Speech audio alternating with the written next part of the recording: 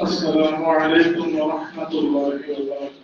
وعليكم السلام ورحمة الله. الحمد لله كفى وسلام على عباده الذين اصطفى أما بعد.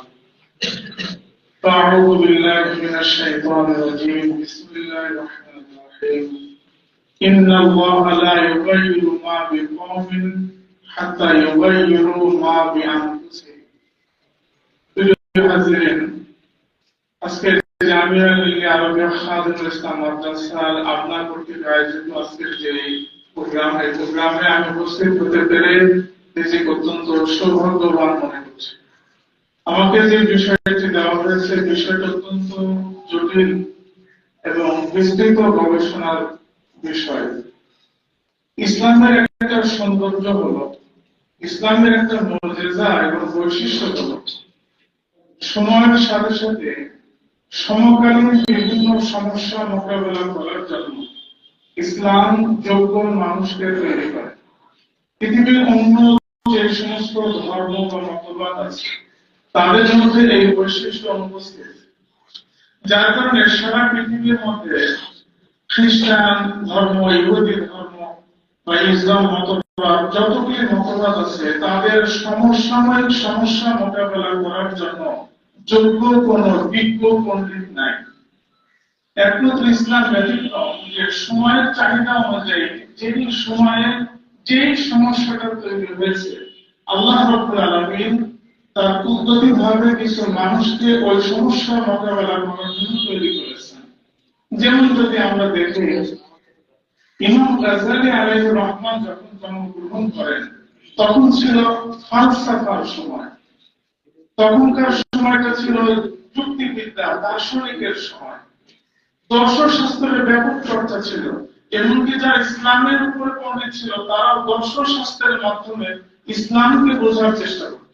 আল্লাহ রাব্বুল আলামিন ইমাম গাজ্জালী রাহিমাহুল্লাহকে দুনিয়াতে পাঠিয়েছেন। তিনি এই দর্শনশাস্ত্রের উপরে, ফিলোসফির উপরে পড়াশোনা করেছেন।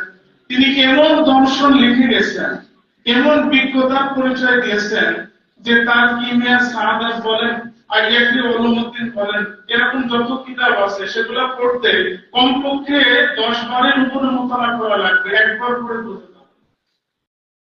এবং তিনি নতুন নতুন পরিভাষা এগুলো ব্যবহার করেছেন।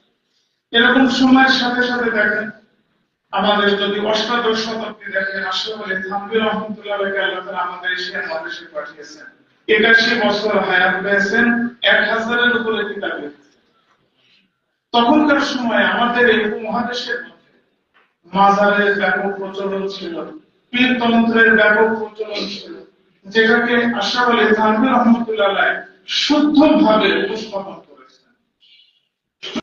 আপনি যদি 19 শতাব্দী দেখেন, তখনকার সময়ে সারা পৃথিবীর মধ্যে কলমের যুদ্ধ চলছে, শিক্ষার দিক থেকে কলমের যুদ্ধ।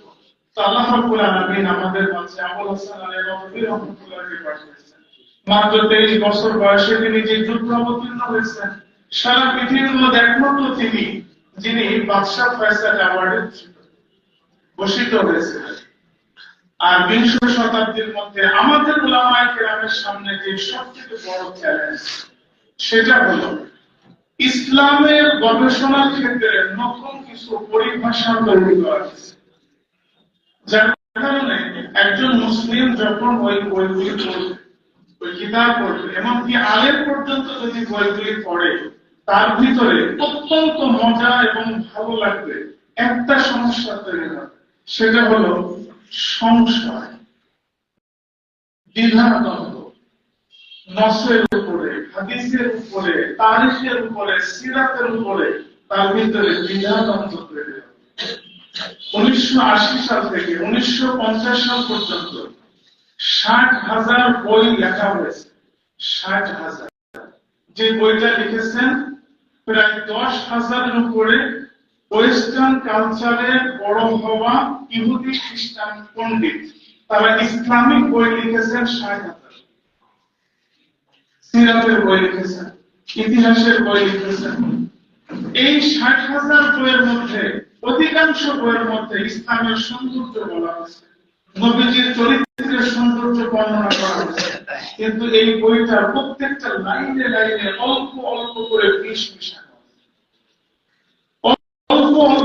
বিষাক্ত তথ্য দেওয়া আছে।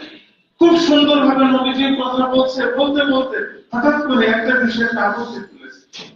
তো মানুষ যখন বইয়ের ভিতরে ঢুকে গেছে, তখন ওই আপত্তিটাকে সে স্বাভাবিক মনে করবে। যেখানে বইয়ের মধ্যে অধিকাংশ ক্ষেত্রে নবীজির প্রশংসা, সেখানে একটা আপত্তি কি আসে যায়। যেখানে কোরআনের অধিকাংশ আয়াতের উপরে প্রশংসা, সেখানে একটা আপত্তি কি এসে যায়। ধীরে ধীরে মানুষের মধ্যে সংশয় তৈরি হচ্ছে। এই জন্য বর্তমান সময়ে উলামায়ে কেরামের সব থেকে বড় চ্যালেঞ্জ হচ্ছে প্রাচ্যবিদদের গবেষণার মোকাবেলায় যোগ্য উলামায়ে কেরাম তৈরি করা। যেটাকে আপনারা খুব বেশি শুনছেন ওরিয়েন্টালিস্ট, মুস্তাশরিকিন, প্রাচ্যবিদ, এই নামটা আপনারা খুব বেশি শুনতে পাচ্ছেন। এদেরকে মোকাবেলা করার জন্য, তাদের পরিভাষাকে বোঝার জন্য এই রকম যোগ্য উলামায়ে কেরাম দরকার, যারা তাদের বই পুস্তক পড়তে সক্ষম, তাদের নতুন পরিভাষা বুঝতে সক্ষম। আপনি আশ্চর্য হবেন, অক্সফোর্ড ইউনিভার্সিটির মধ্যে, হার্ভার্ড ইউনিভার্সিটির মধ্যে ইসলামিক স্টাডিজ বিভাগ খোলা হয়েছিল আবুল হাসান আলী নদভী রহমতুল্লাহের মতো বড় আলেমের মাধ্যমে। সেই ইউনিভার্সিটিতে বর্তমানে ইসলামিক স্টাডিজ বিভাগ আছে। ওই ইসলামিক স্টাডিজ বিভাগে প্রত্যেকটা শিক্ষক হলো খ্রিস্টান, প্রত্যেকটা শিক্ষক হলো ইহুদি, কিন্তু উদ্বোধন হয়েছিল আমাদের আলেমের মাধ্যমে। তারা যখন ক্লাস নেবে, তারা যখন তথ্য দেবে, নিঃসন্দেহে তাদের তথ্যের 10টা যদি সঠিক হয় 20টা ভুল।